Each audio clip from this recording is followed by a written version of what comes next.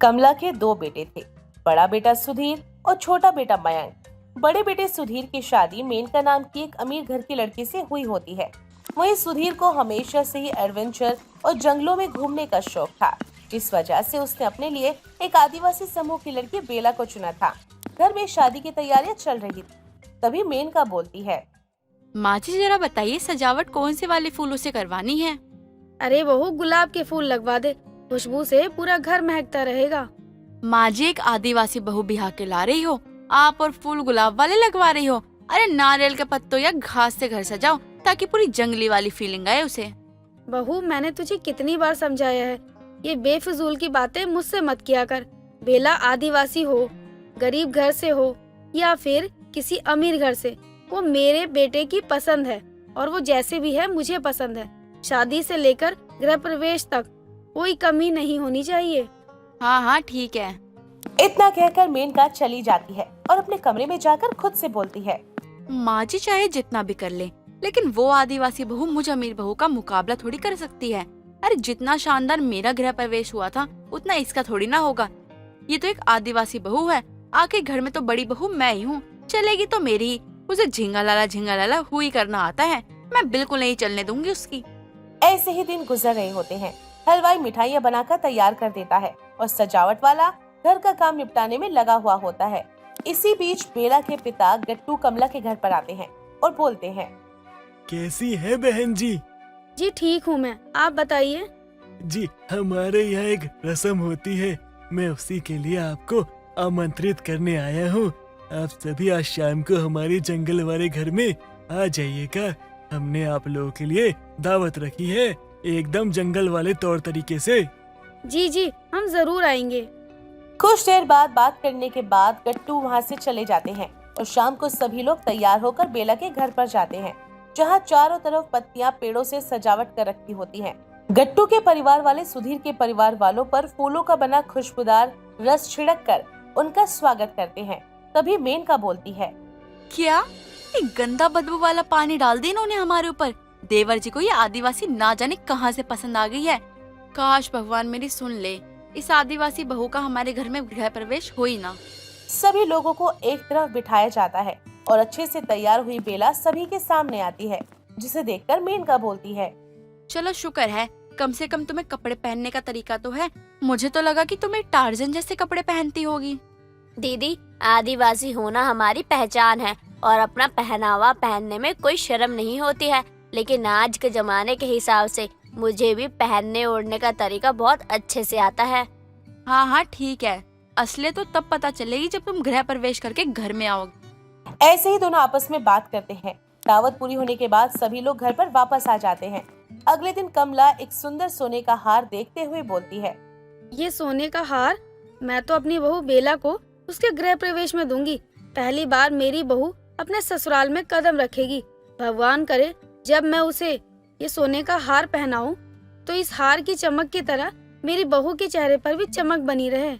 कमला इतना बोल ही रही होती है कि तभी मेनका वहाँ पर आ जाती है और बोलती है, ये आप उसे आदिवासी बहू को गृह प्रवेश में देंगी? हाँ हाँ दूंगी, सुंदर है ना? बेला बहू पर खूब जचेगा। मेरे गृह प्रवेश में तो आपने मुझे बस एक पायल का जोड़ा दिया था और उसके लिए आप सोने का हार लेकर आई हैं। माँ जी, मैं इस घर की बड़ी बहू हूँ, मेरे साथ इतना नाइंसाफी क्यों कर रहे हो? एक अमीर बहू के गृह प्रवेश में इतनी कंजूसी और आदिवासी बहू को हर चीज दोगुना करके दे रही हो। बहू, अपनी ये बचकानी हरकतें करना बंद कर दे।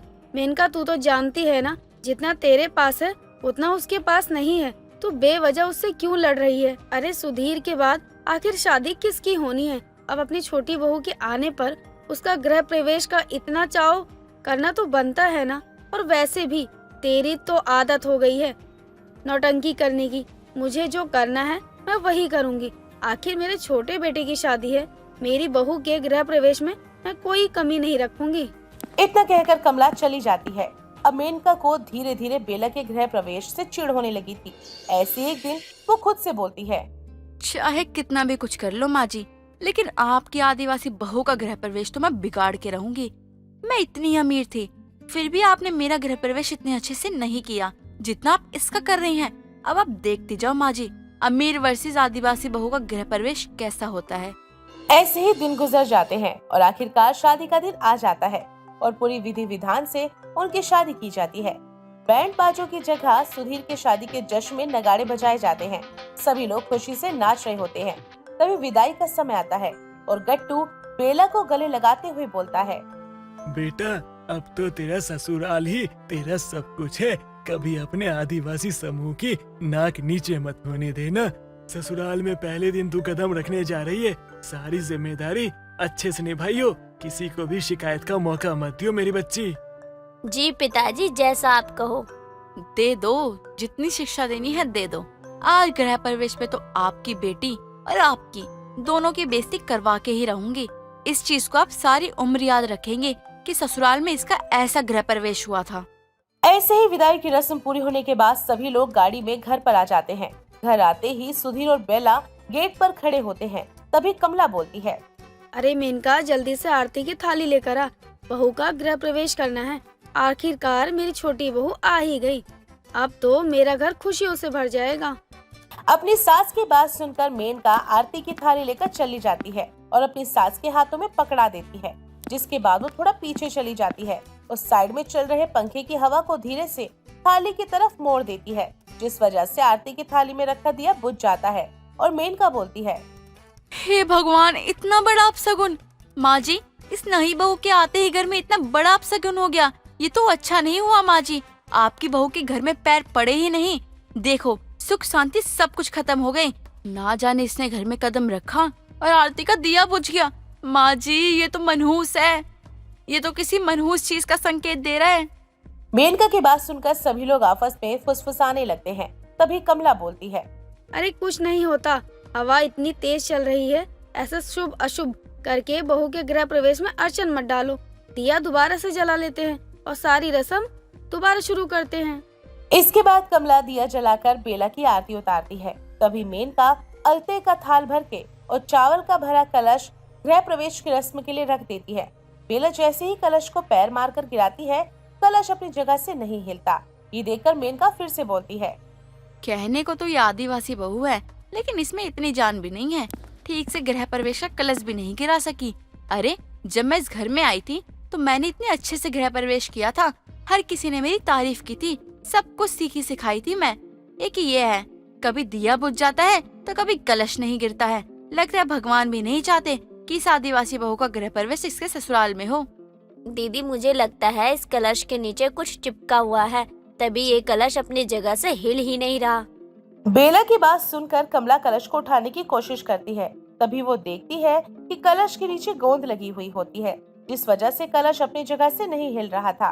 कमला को समझ में आ जाता है कि ये किसी और का नहीं बल्कि मेनका का ही काम है।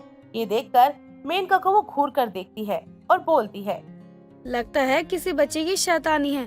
कोई बात नहीं बहू, ये गोंद मैं हटा देती हूँ। अब तू अच्छे से गृह प्रवेश कर। अपनी सास के कहने पर बेला कलश को पैर मारकर गिरा देती है और कलश अच्छे से गिर जाता है और चावल पूरी तरीके से फैल जाते हैं। जिसके बाद अलते की थाली में पैर रखकर बेला अपने कदमों की छाप अपने ससुराल में बनाती है। तभी सभी के सामने कमला बोलती है, मेनका बहू, मैंने तुझे समझाया था ना, अपनी ओछी हरकतें बंद कर दे, लेकिन तू है कि किसी की नहीं सुनती। तूने ये सब कुछ जानबूझकर किया है ना। पहले दिया का बुझना, फिर कलश का ना गिरना। अमीर और आदिवासी इस गृह प्रवेश के चक्कर में तुमने कितने मेहमानों के सामने बेला की इज्जत को खराब करने की कोशिश की। सोचो, अगर ऐसा कोई तुम्हारे साथ करता तो तुम्हें कैसा लगता। परिवार एकता से बनता है, विवादों से नहीं। अपनी सास की बात सुनकर मेनका का सर शर्म से झुक जाता है। जिसके बाद वो बेला से माफी मांगती है और बोलती है, सॉरी बेला, मुझे अच्छा नहीं लग रहा था। जो कुछ भी मेरे गृह प्रवेश में हुआ था, माँ जी उससे कहीं बढ़ चढ़ के तुम्हारे गृह प्रवेश में करवा रही थी। इसलिए मुझे ये बात अंदर ही अंदर सता रही थी, लेकिन मैं भूल रही थी। हम सब एक ही परिवार के हैं। अब से मैं ऐसी कोई गलती नहीं करूँगी। बेला मेनका को माफ कर देती है। जिसके बाद गृह प्रवेश की रस्म पूरी तरीके से संपन्न हो जाती है। बेला और मेनका दोनों मिलकर घर की जिम्मेदारी अच्छी बहू की तरह संभालती हैं और खुशी खुशी रहने लगती है। सरला अपने कमरे में बैठकर अखबार पढ़ रही होती है। तभी वहाँ सरला का बड़ा बेटा मोहित आता है और कहता है, माँ, मुझे पैसे चाहिए। हाँ, तो मना किसने किया है? पैसे कमा और फिर जितना खर्च करना है कर। माँ, आप मुझे कमाने के लिए कह रही हो? अरे माँ, कमाने के लिए ना पूरी जिंदगी बाकी है। अभी मुझे घूमना है, फिरना है, जीना है, मजे करना है माँ। अच्छा माँ, ये सब छोड़ो, लाओ पैसे लाओ, मेरे दोस्त बाहर इंतजार कर रहे हैं। तुझे 1 रुपया भी नहीं मिलेगा उन हमारे लड़कों के साथ घूमने के लिए। अभी समझा रही हूँ, वो खुद भी अपनी जिंदगी खराब कर रहे हैं और तेरी भी। माँ मुझे आपका ज्ञान नहीं सुनना है, मुझे पैसे चाहिए। पैसे दे रही हो या नहीं दे रही हो? नहीं, मैं 1 रुपया नहीं दूंगी। पीना तो शुरू ही कर दिया है ना तूने, पता नहीं कब जुआ भी खेलना शुरू कर देगा। तू अगर मेरी बात नहीं मान रहा है ना, तो मैं भी तेरी कोई बात नहीं मानूंगी। ठीक है माँ, अगर आप मेरी माँ हो तो मैं भी आपका बेटा हूँ। पैसे तो मैं लेकर रहूंगा, और कैसे लेना है मुझे अच्छे से पता है। मोहित जाकर अपनी माँ के पर्स से पैसे निकाल लेता है और सरला बोलती रह जाती है। ऐसे ही कई दिन निकल जाते हैं। सरला अपने 5 बेटों से बहुत ज्यादा परेशान थी। हर वक्त बस अपनी मनमानी करते रहते थे। सरला अपने घर में उदास बैठी थी। तभी उसकी पड़ोसन विमला वहाँ भागते हुए आती है और बोलती है, सरला तू अपने इस छोटे बेटे को समझा ले। अभी बाहर इसने मुझसे बहुत बदतमीजी से बात करी। तुझे मैं काफी समय से जानती हूँ, इसीलिए उससे कुछ नहीं कहा, वरना तुझे पता है कि मैं कैसी हूँ। मैं तो कब से समझा रही हूँ अपने बेटे को, लेकिन एक भी बेटा मेरी बात ही नहीं सुनता है। हर वक्त मुझे ही बोलते रहते हैं कि 5 बेटे हैं, लेकिन सुख तो एक दिन भी नहीं मिला। मुझे तो डर लगता है कहीं मेरे बेटा कोई गलत काम ना करने लगे। वैसे भी इन्होंने इतने सारे अपने आवारा दोस्त बना रखे हैं। तू इतनी परेशान है, मुझे नहीं पता था। सरला, अगर तू अपने बेटे को लाइन पर लाना चाहती है तो एक काम कर, 5 की शादी करवा दे। शादी के बाद उनकी बीबियां उन्हें अच्छे से संभाल लेंगी। पहले ही मैं अपने बेटों को संभाल नहीं पा रही हूँ, यही अगर अमीर बहू आ गई तब पता नहीं मेरा क्या ही होगा। मेरी छाती पे बैठ जाएगी। पता नहीं मेरे निकम्मों बेटों से शादी कौन करेगा। देख, मेरी नजर में लड़कियां तो हैं, वो भी 5 बहनें हैं, लेकिन मुझे नहीं पता कि उनसे अपने बेटों की शादी करवाएगी भी तू या नहीं। जब तेरी नजर में लड़कियां हैं तो बता ना, और अगर अच्छी लड़कियां हुई और घर भी संभाल सकती हैं, मैं अपने बेटों की शादी क्यों नहीं करवाऊंगी उनसे। देख, वो लोग काफी ज्यादा गरीब हैं। कई बार तो वो एक टाइम का खाना खाकर ही अपना दिन निकालते हैं, लेकिन 5 बहुत ही सुंदर और सुशील हैं। कोई भी उन्हें नापसंद नहीं कर सकता है, बस गरीबी से मार खा जाती हैं। ये तो मेरे लिए अच्छा है ना, अगर घर में गरीब बहुएं आई तो वो बचत करेंगी, मेरे बेटों को अच्छे से सुधार देंगी। ऊपर से ये कहीं ना कहीं सच है कि गरीब लड़कियां जितना अच्छा घर संभाल सकती हैं, उतना अमीर लड़कियां नहीं संभालती हैं। उन्हें घर जोड़ना आता है, ना कि तोड़ना। तू बता तो, अगर तुझे ठीक लगेगा तो मैं शादी की बात आगे बढ़ा दूंगी। नेकी और पूछ पूछ, तू अब उन लोगों को मिलवा ही दे मुझसे, ताकि मैं अपने बेटों की शादी करवा सकूं उनकी लड़कियों से। लेकिन एक बार तू अपने बेटों से तो पूछ ले, पता चले शादी के टाइम पे वही मना कर दे। अब बात आर या पार की होगी। अगर मेरे बेटों ने मेरी पसंद की हुई लड़कियों से शादी करने के लिए इनकार किया ना, तो मैं उन्हें अपनी प्रॉपर्टी से बेदखल कर दूंगी।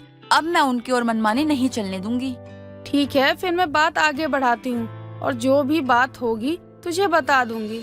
विमला लड़की वालों से बात करके शादी तय करवा देती है और कुछ दिनों बाद सरला के 5 बेटों की शादी हो जाती है। अगली सुबह 5 बहुओं की रसोई होती है, तो 5 रसोई में जाती हैं, जहाँ काजल बोलती है, हम इतने गरीब घर की लड़कियां हैं, हम इस बड़े घर की बहू हैं। अब मुझे तो यकीन ही नहीं हो रहा। हाँ, मुझे तो बिल्कुल यकीन नहीं हो रहा है। यहाँ तो काजू बादाम ऐसे रखा रहता है जैसे हमारे यहाँ खाली बर्तन इधर उधर पड़े रहते थे। हमें तो वहाँ 2 टाइम का खाना भी नसीब नहीं होता था, और यहाँ तो 56 भोग मिल रहे हैं। भगवान ने हमारी किस्मत में इतने अच्छे घर में जोड़ दिया है, लेकिन इसका मतलब ये नहीं कि हम अपनी जड़ें ही भूल जाएं। दीदी, आप तो कुछ बोलो ही मत। अरे, पहली बार जिंदगी में इतने बड़े घर में आए हैं, और दिन तो अभी अच्छे आए हैं हमारे। मैं तो अब ठाठ से रहूंगी इस घर में अब। और मैंने भी हमारी सास को देखा, अरे कैसी मोटी मोटी चैन पहनकर घूम रही थी, वो दूर से ही चमक रही थी। शादी के बाद सरला की 5 गरीब बहुएं अब अमीर तरह से रहने लग गई थी, सिवाय जूही के। वो बड़ी बहन और बड़ी बहू दोनों ही थी, इसीलिए वो काफी समझदारी से काम ले रही थी। एक दिन सरला की 4 बहुएं पूजा, नीतू, काजल और पायल उसके कमरे में जाती है और बोलती हैं, माँ जी, मुझे ना कुछ पैसे चाहिए। वो क्या है ना, हमें ना साड़ी लेने जाना है। लेकिन अभी तो तुम सबकी शादी हुई है नई नई, और शादी में कितनी सारी नई साड़ियाँ मिली हैं तुम्हें। उन साड़ी को पहनो ना, वो क्या रखने के लिए है घर में। माँ जी, वो पुरानी भी तो हो गई है और हमें पसंद भी नहीं आ रही है। बहू, अभी तो 1 महीना भी नहीं हुआ है, तो पुरानी कैसे हो सकती हैं वो साड़ियाँ। और रही बात पसंद नहीं है, तो ऐसा हो ही नहीं सकता। मैंने ब्रांडेड साड़ी दी हैं जो आजकल चल रही हैं, वो तुम्हें पसंद ही आएंगी। माँ जी, कुछ दिन पहले मैं मार्केट जा रही थी, वहाँ मैंने साड़ी देखी थी, मुझे बहुत अच्छी लगी, बस 10,000 की थी। लाओ पैसे दो, मुझे वो साड़ी चाहिए। बहू तू पागल तो नहीं हो गई है? बस 10,000 तो ऐसे ही बोल रही है जैसे पेड़ पे उगते हैं क्या? माँ जी, अब पैसे ना देकर हमें यही जताना चाहते हो ना कि हम गरीब घर से आए हैं और हम यहाँ पे भी वैसे ही रहे? नहीं बहू, मैं ऐसा नहीं कह रही हूँ, बस इतना बोल रही हूँ कि बहुत ज्यादा खर्चा हो चुका है शादी विवाह में, और अब तुम लोग ऐसी जिद करोगे तो मुझे अच्छा थोड़ी ना लगेगा। माँ जी कोई बात नहीं, हमें समझ आ गया है कि हम घर की हैं, तो हमें अपनी हद में रहना चाहिए। हट पागल क्या बहू तू, मैंने ऐसा कुछ नहीं कहा है। और रही बात पैसों की, तो ठीक है मैं तुम्हें दे देती हूँ। वैसे भी मेरी बहुओं ने पहली बार मुझसे कुछ मांगा है। सरला अलमारी से पैसे निकालकर अपनी बहुओं को देने ही जा रही थी कि तभी वहाँ जूही आ जाती है। माँ जी, इन लोगों को पैसे देने की कोई जरूरत नहीं है, आपका घर है ये, आप अपने हिसाब से ही चलो, ये सब ऐसे ही बिगड़ जाएंगे। लेकिन बहू। माँ जी, आप मेरी बात मानिए, मैं आपकी बड़ी बहू हूँ। जूही अपनी सास को पैसे नहीं देने देती। ऐसे ही कई दिन निकल जाते हैं। जूही ही पूरा घर संभाल रही थी, सब कुछ वही कर रही थी। और कुछ दिनों बाद जूही की काफी तबीयत खराब हो जाती है और पूरा घर उथल पुथल हो जाता है। तब सरला का बेटा मोहित दवाई और फल फ्रूट्स लेकर आता है, जिसे देखकर सरला कहती है, तो ये फल कब से लाने लगा है? तेरे हाथ में तो सिगरेट रहती है ना? माँ, ये फल तो जूही के लिए हैं। वो उसकी थोड़ी तबीयत सही नहीं है ना, तो मैंने सोचा थोड़ा ध्यान रख लेता हूँ उसका। वैसे वो मेरा बहुत ध्यान रखती है, थोड़ा सा मैं रख लूंगा तो क्या हो जाएगा। तभी सरला की चारों बहुएं भी काम करती हुई दिखती हैं। तुम चारों को हो क्या गया है? तुम कैसे घर का काम करने लगी? माँ जी, घर में गंदगी होती है तो किसी न किसी की तबीयत खराब होती ही है, और हमने फिजूल खर्ची भी तो बहुत की है ना, और ये सब लक्ष्मी का अनादर ही होता है। मेरी बहुएं तो वाकई सुधर गई, और साथ में मेरे बेटे भी। विमला सही कहती है, घर में बहू के आने से बहुत कुछ बदल जाता है, और आज भी यही हुआ है। सरला के पांचों बेटे सुधर जाते हैं और चारों बहुएं भी। धीरे धीरे उनके घर में खुशियां आने लगती हैं और सब कुछ अच्छा हो जाता है। लतिका के पराठे पूरे दिल्ली के मशहूर पराठे थे। यहाँ पर लोग दूर दूर से पराठे खाने ही आया करते। जिस तरह से सबकी अपनी अपनी पसंद होती है, उसी तरह से दिशा को मसाला खिचड़ी खाना बहुत पसंद था। एक दिन वो अपने सर पर कपड़ा बांधकर अपनी सास सावित्री के पास जाती है। माँ जी, आज खाने में क्या बनाऊं? मुझे तो कुछ भी समझ नहीं आ रहा है। अरे बहू, बाद में बना लियो, पहले तो ये बता कि तेरी तबीयत खराब है क्या? तूने सर पे कपड़ा क्यों बांधा हुआ है? हाँ माँ जी, वो कल से पता नहीं क्यों मेरे सर में बहुत दर्द हो रहा है। अभी जब बर्दाश्त नहीं हुआ तो मैंने सर पर कपड़ा बांध लिया कि शायद थोड़ा आराम मिल जाए। अरे बहू, ये सब करने की क्या जरूरत थी? तू एक गोली खाती ना तो एकदम ठीक हो जाती। रुक, मैं तुझे अभी दवा देती हूँ। नहीं नहीं माँ जी, मुझे दवा की कोई जरूरत नहीं है। मैंने रात से 2 गोलियां खा ली हैं। ज्यादा दवा तो नुकसान करेगी ना मुझे ही। हाँ बहू, ये तो सही कह रही है, ज्यादा दवा खाना भी ठीक नहीं होता। अब तो क्या करेगी? कुछ नहीं करूँगी, आप जो बोलेंगी वही बनाऊंगी, उसके बाद आराम करूँगी। नहीं बहू, तुझे इतना दर्द हो रहा है, ऐसे में तुझसे मैं क्या बनवाऊं? माँ जी, आप जो बोलेंगे ना मैं वही बना दूंगी। बहू एक काम कर, तुझे जो खाना है और जो जल्दी बन जाए तो वो बना ले, क्योंकि तुझे दर्द हो रहा है ना, और ऐसे में तुझसे काम करवाना मुझे अच्छा नहीं लगेगा। ठीक है माँ जी, तो फिर मैं मसाला खिचड़ी बना देती हूँ। मसाला खिचड़ी? बहू, हम कोई बीमार नहीं है। माँ जी, वही है जो जल्दी बन जाएगा, इसलिए मैंने कहा था। बाकी आप जो कहेंगे ना मैं वही बना दूंगी। नहीं बहू, तू बना ले, तुझे जो ठीक लगे तो वो बना। अपनी सास की बात सुनकर दिशा बहुत खुश हो जाती है और रसोई में जाकर मसाला खिचड़ी बनाना शुरू कर देती है। कुछ देर के बाद वो अपनी सास को खाने के लिए बुलाती है। क्या हुआ माँ जी, आइए ना खाते हैं। आप खिचड़ी को ऐसे क्यों देख रही हो? कुछ नहीं बहू, वो क्या है कि जब से तू इस घर में आई है तब से ही मेरे घर में खिचड़ी बनना शुरू हुआ है, वरना हम माँ बेटे तो खिचड़ी की तरफ देखते भी नहीं थे। कोई बात नहीं माँ जी, मेरे साथ खिचड़ी खाते खाते धीरे धीरे आपको भी आदत हो जाएगी। नहीं नहीं बहू, तू अकेले ही खा, हमसे ये बीमारों वाली खिचड़ी रोज रोज नहीं खाई जाएगी। माँ जी, मेरी खिचड़ी कोई सादा खिचड़ी नहीं है, बल्कि मसाला खिचड़ी है। अब चलिए खाते हैं, वरना ठंडी हो जाएगी खिचड़ी। अपनी बहू का दिल रखने के लिए सावित्री जैसे तैसे करके उसके साथ बैठकर खिचड़ी खाती है। अपनी पसंद की चीज पाकर दिशा तो पेट भर कर खाती है, लेकिन सावित्री आधा पेट खाकर ही उठ जाती है। थोड़ी देर के बाद दोनों अपने कमरे में जाकर सो जाती हैं। आधी रात को सावित्री की आंख खुलती है। तो पेट में चूहे कूद रहे हैं, उसका क्या करूं? मुझे खाने के लिए कुछ तो चाहिए, बहुत भूख लगी है। एक काम करती हूँ, जाकर बहू को बोलती हूँ, कुछ बना देगी।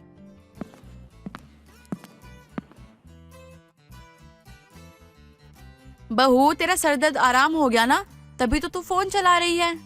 हाँ माँ जी, थोड़ा बहुत आराम हुआ है, लेकिन आप ऐसा क्यों बोल रही हो? क्योंकि तुझे अभी रसोई में चलकर मेरे लिए कुछ बनाना पड़ेगा, क्योंकि तेरी मसाला खिचड़ी मुझे पसंद नहीं आई। मेरे पेट में चूहे कूद रहे हैं, चलकर कुछ बना दे। माँ जी, आधी रात को मैं जाकर आपके लिए कुछ खाने को बनाऊं? हाँ बहू, वरना मुझे नींद नहीं आएगी। माँ जी, अभी बस थोड़ा बहुत आराम हुआ है सिर दर्द में। दोबारा से रसोई में जाऊंगी ना तो सर पकड़ लूंगी, क्योंकि मैं जरा सी भी नहीं सोई हूँ। लेकिन आप कहती हो कि मैं चली जाऊं तो चली जाती हूँ। नहीं बहू, रहने दे, तू शायद सही कह रही है, कहीं दोबारा से दर्द होने ना लगे। अजीत भी नहीं है। जी माँ जी, जैसा आप कहें। सावित्री निराश होकर वहाँ से चली जाती है और खुद ही खाने के लिए कुछ बनाने लगती है। तभी दरवाजे की डोरबेल बजती है और सावित्री घबरा जाती है। इतनी रात को कौन आ गया? अजीत भी घर पर नहीं है, मुझे दरवाजा खोलना चाहिए या नहीं? बेटा तू है? अरे मैं तो डर के मारे जान ही निकल गई थी। मैंने सोचा पता नहीं कौन आ गया इतनी रात को। तू तो परसों आने वाला था ना? माँ, सारी बातें दरवाजे पे ही पूछोगी या अंदर भी आने दोगी? अरे बेटा आना, तुझे अचानक से देखकर मुझे कुछ ध्यान ही नहीं आया। माँ, मैं बहुत थक गया हूँ। चाहे कहीं भी घूमने चला जाए इंसान, लेकिन सुकून उसे घर में ही आके मिलता है। हाँ बेटा, मैं भी तुझे यहाँ देखकर बहुत खुश हूँ। तू ठीक तो है ना? हाँ माँ, मैं तो ठीक हूँ, लेकिन आप बताओ कि आप इतनी रात को जाग क्यों रही हो? बेटा आज बहू ने मसालेदार खिचड़ी बनाई थी, और वो ना तुझे पसंद है और ना मुझे। लेकिन अब वो बीमार थी, इसलिए मैंने सोचा वो जो बनाएगी वो खा लेंगे। माँ, मुझे एक बात समझ में नहीं आती। यहाँ लोगों की बीमारी में खाना छूट जाता है, कुछ खाने का मन नहीं करता है, और एक ये मैडम है जो बीमारी में मसालेदार खिचड़ी खाती है। कहीं कुछ तो गड़बड़ है दया, मेरा मतलब है माँ। कहीं ये खिचड़ी खाने के लिए बीमार होने का नाटक तो नहीं करती? बेटा तू भी कैसी बातें कर रहा है? ऐसा कुछ नहीं है। ठीक है माँ, आप एक काम कीजिए, आप कमरे में जाके बैठिए, मैं मैगी बना के लाता हूँ। हम दोनों माँ बेटे मिल के खाएंगे साथ में। अपने बेटे की बात सुनकर सावित्री को थोड़ी तसल्ली मिलती है और वो अपने कमरे में चली जाती है। थोड़ी देर के बाद अजीत मैगी बनाकर अपनी माँ के कमरे में आता है और दोनों खा पीकर आराम से सो जाते हैं। अगले दिन सुबह दिशा अपने बगल में अजीत को सोया हुआ देखकर डर जाती है। अजीत जी उठिए ना और बताइए मुझे कि आप कब आए? जब तुम घोड़े बेच के सो रही थी ना, तब आया था मैं। अब परेशान मत करो यार, सोने दो मुझे। सुबह सुबह नींद खराब कर रही हो। अगर रात में आए थे तो जगा नहीं सकते थे मुझे? क्यों? रात में तुम्हें क्यों जगाता मैं? घर का दरवाजा किसने खोला? देखा हो यार, पकाओ मत मुझे सुबह सुबह। सोने दो मुझे। आधी रात को आया था मैं और माँ ने दरवाजा खोला था, वो जाग रही थी इसलिए। अब कुछ भी पूछना हो ना तो बाद में पूछना, अभी सोने दो मुझे। अजीत दूसरी तरफ करवट करके आराम से सो जाता है। दिशा भी तैयार होकर रसोई में जाती है और अपनी पसंद की मसाला खिचड़ी बनाकर डाइनिंग टेबल पर सजा देती है। कुछ देर के बाद अजीत और सावित्री वहाँ आते हैं और डाइनिंग टेबल पर खिचड़ी देखकर एक दूसरे को देखने लगते हैं और एक साथ दिशा से बोलते हैं, फिर से खिचड़ी? माँ जी, आपने ही तो कहा था कि जो मन करे वो बना लो। बहू वो तो तू कल बीमार थी इसलिए बोला था, अब तो बीमार थोड़ी ना है। माँ जी, बीमार तो मैं आज भी हूँ। मेरे पैरों में बहुत दर्द है, मैं खड़ी नहीं हो सकती ना, इसलिए आज मैंने खिचड़ी बना दी। आप लोग भूखे भी ना रहो ताकि।